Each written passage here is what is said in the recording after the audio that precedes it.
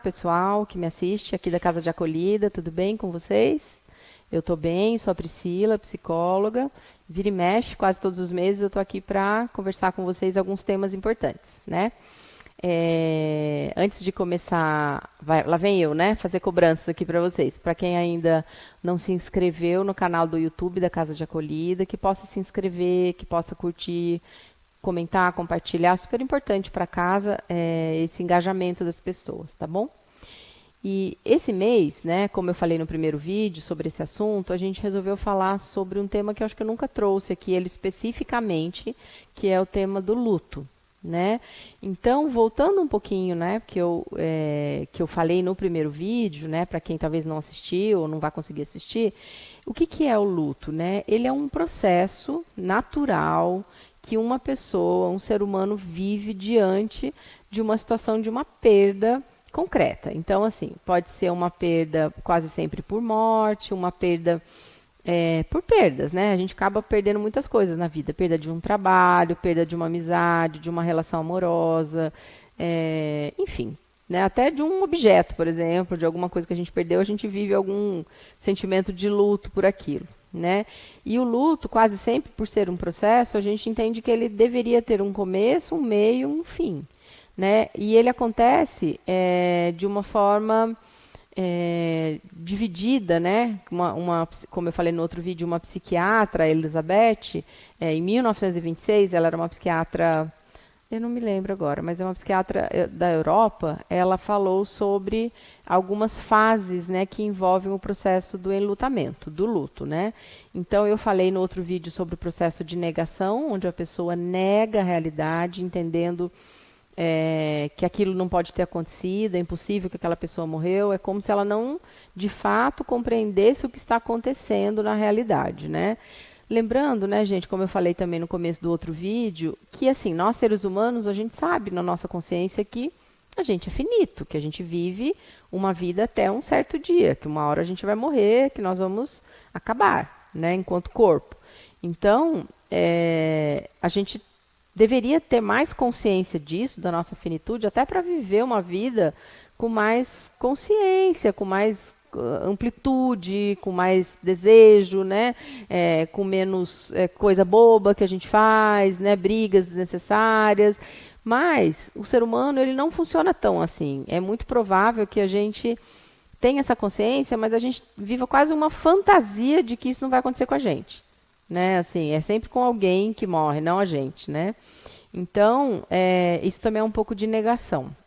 O outro, que eu falei no outro vídeo, a outra fase, né, que também acontece no processo de luto, né, seria o sentimento de raiva.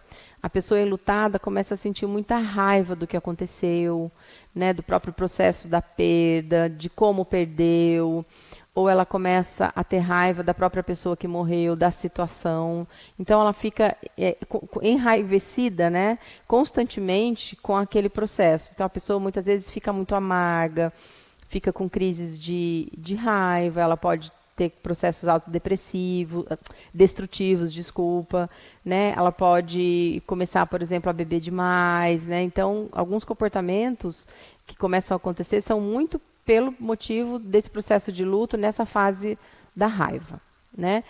Nesse vídeo agora, eu vou falar sobre um terceiro aspecto desse processo de luto que pode acontecer, é o da barganha ou negociação. Vamos falar de negociação, né? Então, essa fase do luto se constitui por negociações. A pessoa enlutada, né, que está vivendo o luto, ela negocia consigo mesma ou com a entidade superior que ela acredita, Deus, seja lá quem for, na tentativa desesperada de aliviar a sua dor.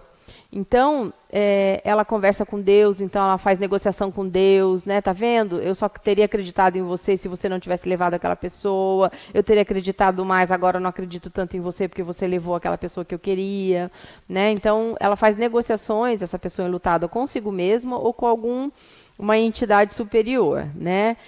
Então, pensamentos, né? Diversos pensamentos, como, por exemplo, E se eu tivesse feito aquilo, né? E se eu fizer tal coisa, será que eu consigo reverter a situação? Gente, isso não é mentira, é verdade. Isso acontece com as pessoas enlutadas, né? E se eu tivesse feito tal coisa, será que ela não teria morrido? E se eu fizer alguma coisa agora, será que eu volto no tempo e consigo mudar alguma coisa para a pessoa não ter ido embora, né? Então, esses pensamentos rondam o tempo todo a pessoa que está em luto, mesmo que ela tenha consciência, não é que ela está louca, ela tem consciência da impossibilidade de realizar alguma coisa dessas que eu citei, mas ela se alimenta desses pensamentos até para poder se consolar, né? E uma outra fase, né, que as pessoas acabam passando e que é a mais intensa, eu diria, é a própria depressão. Né? Todo mundo passa por isso? Não. Como eu falei, esse processo é um processo que cada pessoa vai viver de um jeito. Né? Isso é o que acontece se uma pessoa viver todas essas fases do luto, que pode ser a depressão. Então, a pessoa enlutada é acometida por um grande sofrimento, né? Que pode se prolongar por semana, por meses, né? Ela se apega diretamente à dor daquela pessoa que participa, né? Que partiu do ente querido, de um ente querido, né? Usando essa dor como um combustível para se permanecer naquele estado depressivo. Então, a pessoa não consegue pensar nada mais da própria vida que não esteja condicionada à perda daquele ente querido, né? Eu sei que não é fácil, mas de alguma maneira nós desenvolvemos aspectos muito individuais da nossa vida. Então, assim, por exemplo, eu mesma perdi meu pai, ainda é muito sofrido, eu já passei pelo meu processo de luto, eu ainda às vezes choro de saudade, sinto uma tristeza, mas faz parte, né? Mas eu consegui de alguma forma continuar minha vida, né? Trabalhando, fazendo as minhas coisas, cuidando dos meus filhos. Então, assim, é preciso que isso continue. Então, isso é viver, de alguma maneira, um luto saudável, né? Então, quando a pessoa não consegue sair desse quadro, né, depressivo, né, ela fica chorando copiosamente o tempo todo, ela repensa as decisões da própria vida o tempo todo, ela não consegue ter mais segurança naquilo que ela faz, né, ela se isola, ela pode ter crises de ansiedade, de pânico, ela não consegue retomar a própria vida de um jeito normal, né, da mesma maneira que ela fazia antes, né. Então, assim, esse estágio do luto é o estágio mais intenso e requer muita conversa e apoio das pessoas próximas, né? E, claro, que eu ia dizer isso como psicóloga, a importância de um acompanhamento psicológico. Hoje em dia existem profissionais da área da psicologia que são especialistas em luto, né? Então, vira e mexe, a gente encaminha alguma pessoa que está no processo de luto para algum profissional, justamente para aquela pessoa poder falar daquilo, poder entender, poder simbolizar aquilo de uma maneira que ela consiga prosseguir a própria vida, né? Porque senão ela pode acabar desenvolvendo um transtorno depressivo mesmo mais grave, né, profundo, e até tentar alguma coisa, por exemplo, não aceitou a morte daquela pessoa, não aceita de jeito nenhum e acabar tirando a própria vida, ou viver pro resto da vida num transtorno depressivo maior, né? Então é muito importante esse acompanhamento psicológico.